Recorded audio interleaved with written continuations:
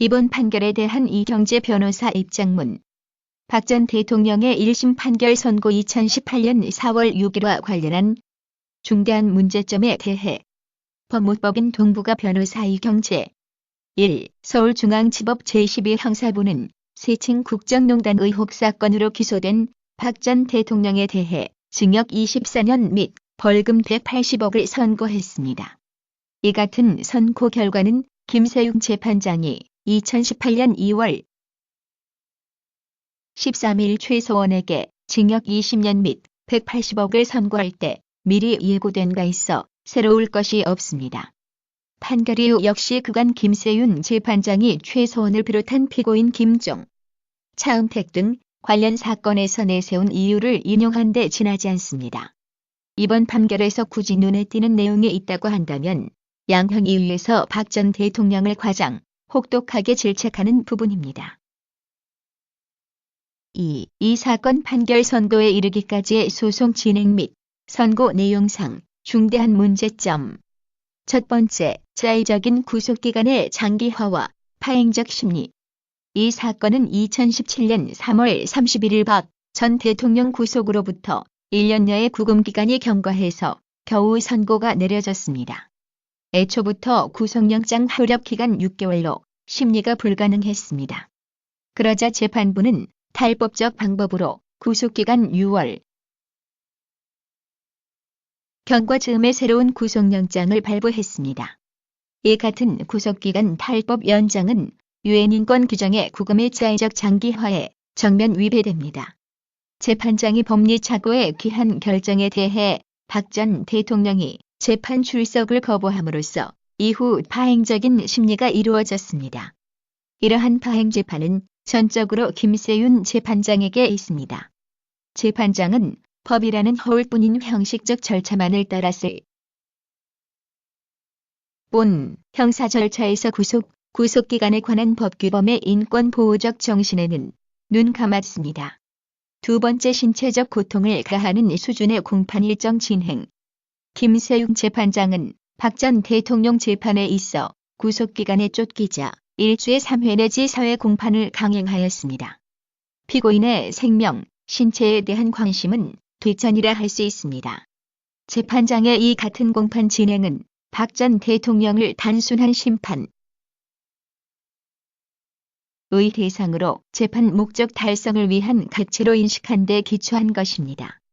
비록 피고인으로 법정에 서 있지만 피고인은 형사소송의 주체이고 정당한 권리, 인간으로서의 존엄과 가치가 존중되어야 하는데 그러한 형사 절차상 기본권 존중 가치에 입각한 공판 진행은 보지 못했습니다. 3. 최서원과의 공모와 그 증거. 박 전 대통령이 피고인 최서원과 공모했다는 특히 뇌물에 대해 직접 증거는 없습니다. 또한 박 전 대통령이 이건과 관련하여 얻은 이익에 전무하다는 사실은 재판부도 검찰 측도 인정하고 있습니다. 그렇다면 재판부는 의당 박 전 대통령이 변핵, 구속, 중형까지 감수하고 최서원이나 그의 딸을 위해 뇌물 범행을 할 상당한 동기가 있었는지 살펴야 함에도 이 점은 전혀 고민하지 않았습니다.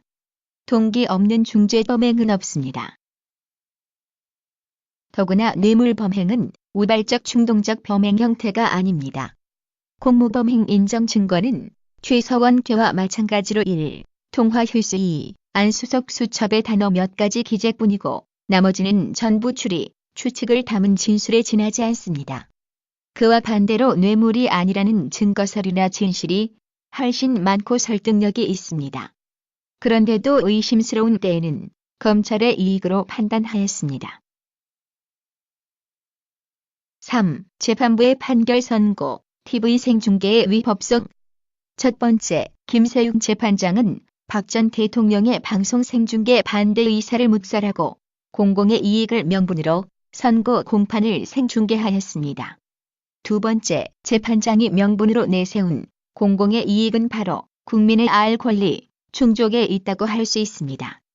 그런데 이건 선고 공판은 공개 재판이었고 언론사 취재 진위, TV 생중계가 아니 더라도 실시간 선고 과정과 내용을 송출하여 국내외에 전파하였습니다. 그런 만큼 국민의 알 권리와 이건 TV 생중계는 별개라고 하겠습니다. 알 권리를 명분으로 내세운 것은 적법한 이유라고 할 수 없습니다. 세 번째, 1심 재판장이 판결 선고에서 공공의 이익을 수호해야 하는 영역은 1. 형사 절차상 피고인의 인권을 존중하고 무죄 추정의 원칙이 지켜지고 2. 재판이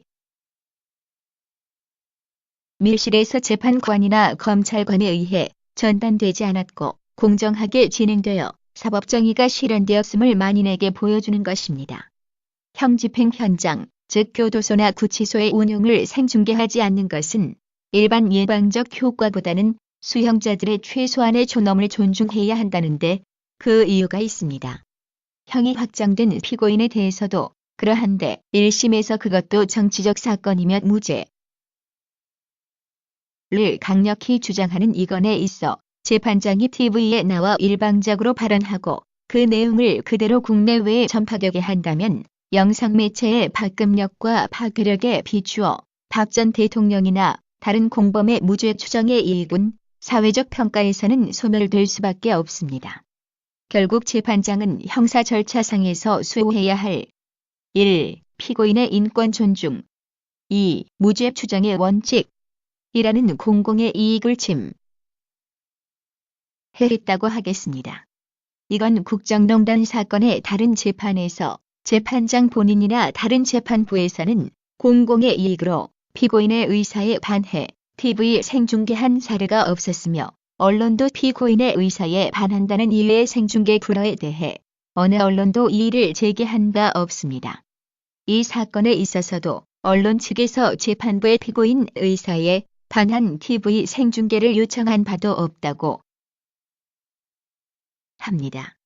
네 번째, 결국 이번에 TV 생중계는 오로지 재판장의 이익을 위해 자신의 판결 정당성을 일방적으로 고지하기 위한 방편이었고 한편으로는 유무죄가 확정되지 아니한 박 전 대통령을 매도하고 중형을 선고함으로써 1심 재판을 국민들에게 각인시켜 기정사실화하려는 데 있다고 하지 않을 수 없습니다.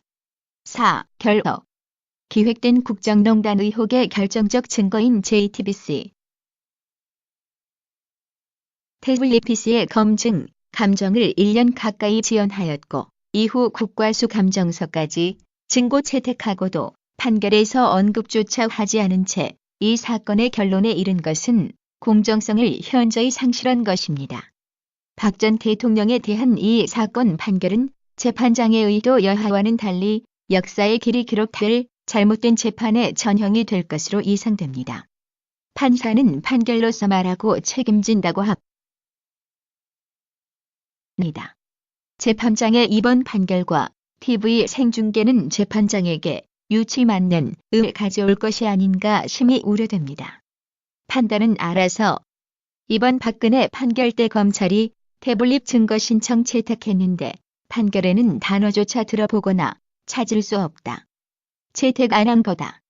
최순실 2심 때 태블릿 조작 먼저 찾고 시작한다는데 진실은 밝혀지겠지.